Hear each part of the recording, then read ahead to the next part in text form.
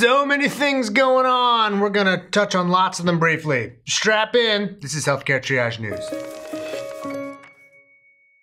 There are only a few days left to sign up for care on most of the Affordable Care Act exchanges. National open enrollment ends on December 15th. That's Friday. If you don't have insurance, go to healthcare.gov right now. Right now! Shop for a plan. Choose what's best for you. Lots of you will qualify for subsidies or even Medicaid. That's free. Go check. Even if you already have insurance this year from the exchanges, go check again. Shop around. You might get a better deal. And I know you've been seeing stories all over the news and maybe even gotten letters saying your insurance is going through the roof. Go check. It costs nothing to check. You may be surprised at how much help you can get. I can't stress this enough.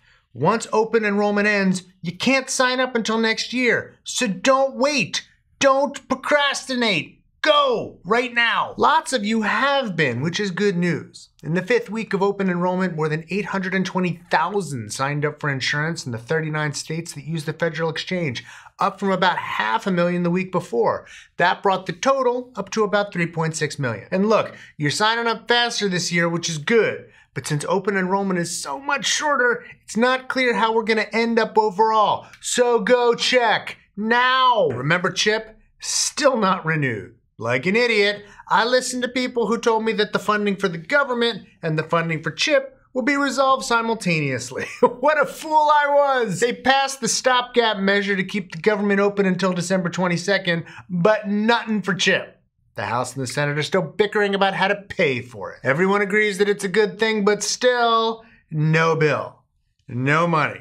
In 2015, the vote to reauthorize CHIP passed 392 to 37 in the House and 92 to 8 in the Senate. This isn't that hard, and still, no bill. And I don't see what changes things. I've been panicking for so long about this, I'm getting pretty numb. States are sending out warning letters, they're dipping into other state funds. What is going on? Finally, let's talk about the tax bill. The version that passed out of the Senate killed the individual mandate, which is expected to mean that many fewer people will get health insurance and therefore save us a bunch of money in subsidies, which we can use to help fund those tax cuts. Of course, many fewer people will have health insurance. It's expected that these will be mostly healthy people, so rates will go up and lots of people will have to pay more for their health insurance. I don't know what the full impact will be. No one does. We're all guessing.